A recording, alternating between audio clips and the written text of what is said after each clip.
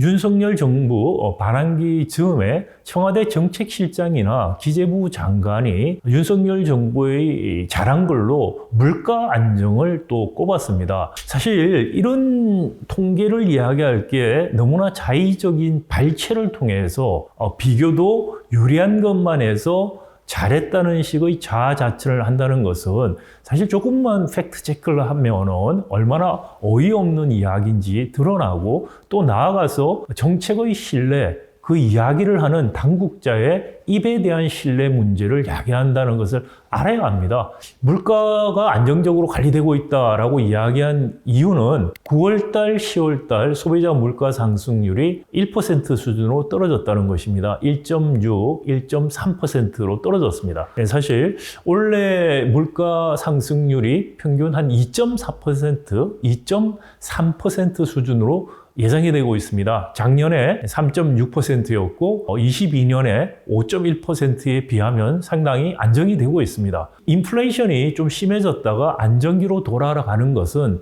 사실 우리나라만의 현상은 아닙니다. 많은 OECD 국가나 미국의 경우를 보더라도 2022년에 굉장히 물가가 치솟다가 지금은 다시 물가가 안정되는 국면으로 돌아가고 있습니다. 근데 상대적으로 유럽이라든지 미국과 비교해서 우리가 인플레이션이 2022년에 그렇게 높게 올라간 것도 아니고 내려간 수준도 따지면은 상대적으로 우리 수준이 더 낮다는 것을 가지고서 물가 관리를 안정적으로 했다. 즉 22년, 23년, 24년을 비교해서 OECD 국가나 미국보다는 물가 수준이 낮았기 때문에 안정적인 관리를 했다 라는 말을 하는 것 같습니다.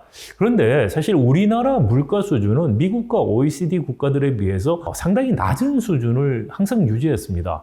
이것은 소비자 물가 지수 측정에 우리가 문제가 있을 수도 있는 것이고, 또는 다른 경제적인 요인 때문에 우리 물가 수준이 낮을 수도 있습니다. 미국이나 유럽에서는 2% 인플레이션을 타겟팅을 하는데 우리는 과연 2%냐? 2%보다 낮을 경우 더 많습니다. 예를 들어서 문재인 정부 때 보시면 2017년에서 인플레이션이 1.9%, 18년 1.5%, 19년 0.4%, 20년 0.5%, 21년 2.5% 수준이었습니다. 19년과 20년은 거의 0.4, 0.5% 굉장히 낮은 수준이었고요. 그 전에도 2% 밑의 물가 상승률을 가지고 있었습니다. 따라서 2020년 또는 코로나19가 터지기 전에 2019년에 0.4%, 그리고 코로나19 이후에 재정 지출 때문에 물가가 많이 올라간 22년에 5.1% 상승을 비교해 보시면 사실 21년과 2년 사이에 물가가 굉장히 많이 올랐습니다. 그러니까 이 상대적인 증가율을 생각하면은 우리도 굉장한 인플레이션을 겪었다는 것이고요. 그것이 다른 여러 나라들처럼 23년, 24년에 어느 정도 안정화되고 있습니다만 여전히 18년, 17년하고 비교해 보면 올해도 높은 수준이고, 내년에 지금 KDI에서는 1.6%를 예상하고 있습니다만은 이것 또한 트럼프 집권에 의해서 고환율이 오면서 수입 물가 등이 높아지면서 이 수준을 유지할 수 있을까에 대한 회의적인 이야기들이 이미 나오고 있습니다. 이런 상황임에도 불구하고 물가를 안정적으로 관리했다고 스스로 이야기하는 것은 참 어떻게 보면 자기들에게 유리한 몇 가지 정보를 발췌해서 비교 대상도 유리한 비교만 하고 있는, 신뢰할 수 없는 그런 이야기를 하는 것이다 라고 비판하지 않을 수 없습니다.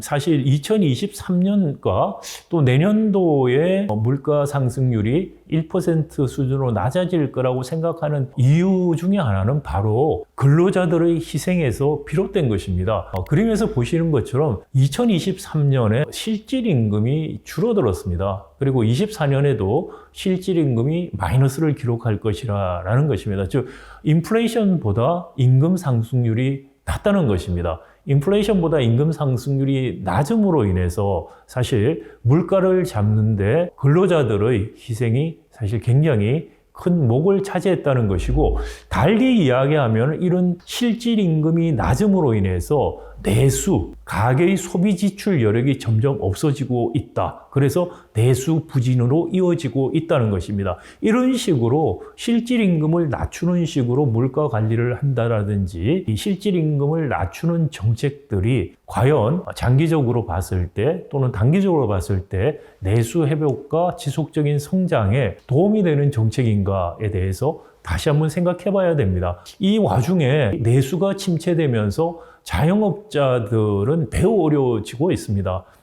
고금리와 내수 침체로 인해서 자영업자들 중에서 4분의 3이 월 소득이 100만 원 밑이라는 통계가 있습니다. 이것은 매우 심각한 소득 수준이라고 볼 수가 있고요. 2023년에 폐업을 신고한 개인 법인이 거의 100만에 이르고 있는데 이것은 2006년에 통계를 집계한 이후에 가장 많은 숫자고요. 폐업률을 따져도 2016년 이후에 8년 만에 2023년에 상승 전환한 숫자입니다.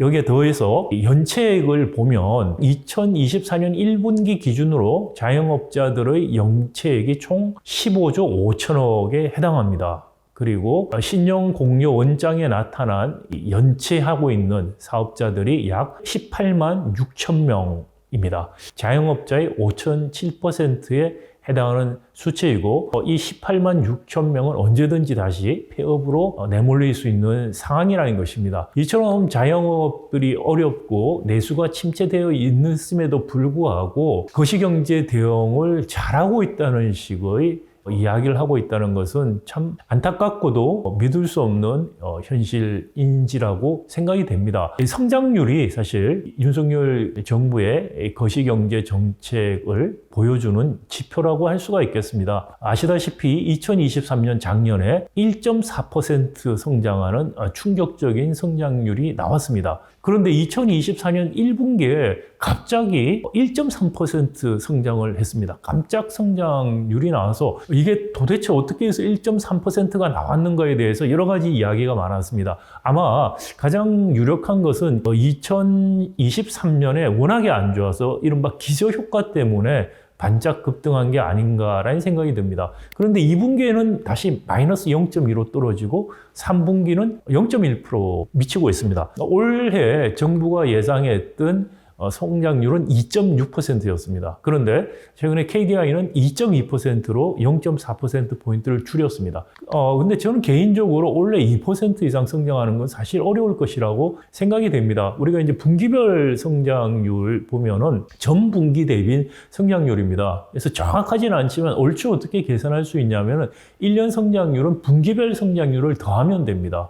근데 지금 3분기까지 분기별 성장률 보면은 1.2% 성장을 한 게 됩니다. 근데 여기서 2%를 성장한다. 0.8% 성장을 해야 되는데 4분기에 0.8% 성장할 수 있을까? 구체적으로 보면은 민간 소비가 지금 3분기보다 얼마나 더 좋아질 것인가? 그 다음 수출이 얼마나 더 좋아질 것인가? 건설 투자 더 늘어날 것인가? 다 부정적인 생각이 듭니다. 3분기도 사실 성장을 견인했던 것은 바로 설비 투자였습니다.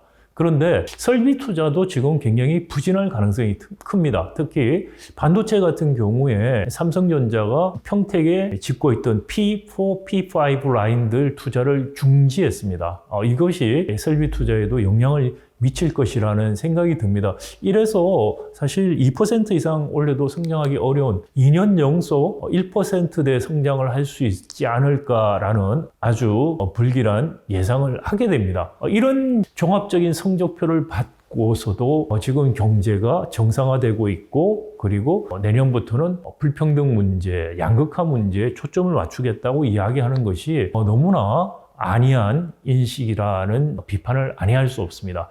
양극화 문제에 초점을 맞추겠다는 대통령의 말씀 자체는 저는 공감하고 잘 생각했다고 생각합니다. 그런데 이거 역시 경제 현실과 딴판으로 전반기에 재정 안정 기조가 유지됐다, 정상화됐다 이런 이야기를 나중에 할 것이냐라는 우려부터 먼저 들은 것입니다. 왜냐하면 이 양극화를 해소하기 위해서 재정을 잘 쓰겠다라고 했는데 당장에 내년 예산에 안에 이런 것들이 전혀 반영되어 있지 않습니다. 자, 그러면 재정을 잘 써서 양극화 문제를 우리가 해소할 수 있을까? 라는 질문을 던져볼 수 있습니다. 우리 양극화 문제는 구조적인 문제입니다. 임금 양극화, 자산 양극화 문제를 해결해야 됩니다. 임금 양극화는 기본적으로 우리 노동시장의 이중구조, 대기업, 중소기업의 임금 격차에서 비롯됩니다. 정규직, 비정규직의 임금 격차에서 비롯됩니다. 왜 대기업, 중소기업 임금 격차가 우리만 유독 이처럼 심할까요? 이것은 우리 전속적인 하청 구조에서 비롯되는 것입니다. 단가 오려치기, 기술 탈취로 인해서 대기업 1차 밴더, 2차 밴더로 내려갈수록 수익률 격차가 커지고 이것이 임금 격차에 고스란히 반영되고 있습니다. 또 대기업들이 경제가 좋아서 새로 일자리를 뽑으면 정규직을 뽑지 않고 비정규직을 뽑습니다. 대기업 비정규직에 갈지 아니면은 그 밑에 하청 1차 하청에 정규직을 갈지를 선택합니다. 고로 1차 하청의 정규직 임금이 대기업 비정규직 임금과 거의 같아지는 현상입니다. 정규직 비정규직 임금 격차도 결국은 이 전속적 하청 구조에서 오는 단가 후려치기의 결과라는 것입니다.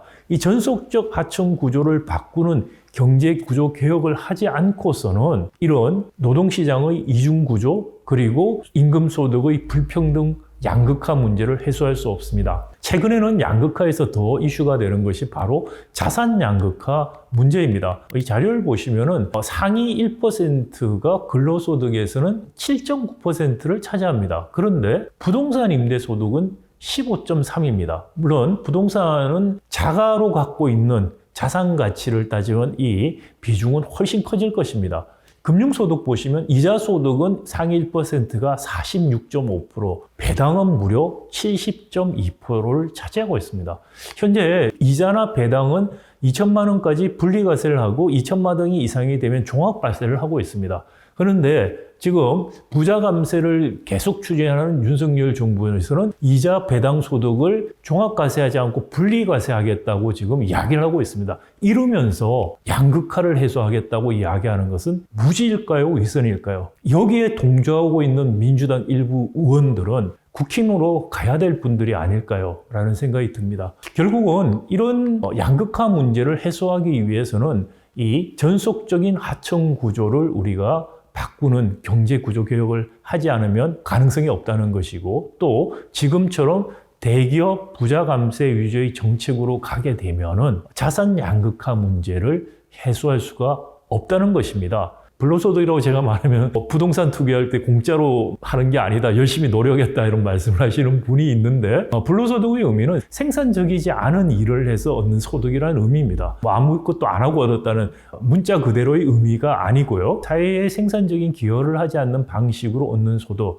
부동산에서 오는 지대가 대표적이죠. 그리고 지금 주식 같은 경우도 불로소득 정도는 아니지만 근로소득에 비하면 훨씬 더 불로소득에 더 가까운 소득입니다. 근데 주식이나 부동산은 훨씬 세율이 낮고 근로소득은 굉장히 강하게 매기면서 이것을 양극화 해소를 하는 정부다라고 이야기하는 것은 정말 무지한 걸까요? 아니면 기만하는 걸까요? 라는 생각을 하지 않을 수 없습니다. 한국 경제가 이런 불평등의 문제뿐만이 아니라 최근 제가 여러 차례 동영상에서 말씀드린 것처럼 삼성전자 위기와 같은 제조업의 위기, 공동화 문제가 진전되고 있습니다. 지속 가능한 성장을 위해서는 단기적인 인기 영합주의적인 그런 정책이 아니라 제조업 위기, 탄소 중립이나 아리백 이행 문제, 그리고 혁신 경제로 이행 문제 이런 것들을 해소할 수 있는 경제 구조 개혁의 문제를 정치권이 정부가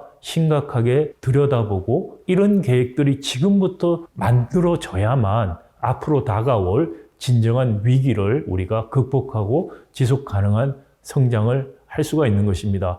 윤석열 정부 이제 반인밖에 안 지났습니다. 지금 2년 반 동안에 잘못했던 것들을 바로잡는 시간으로 삼아야 합니다. 그러기 위해서 무엇보다도 왜곡되고 황당한 현실에 대한 경제에 대한 인식을 바로잡는 것부터 시작해야 된다고 생각합니다.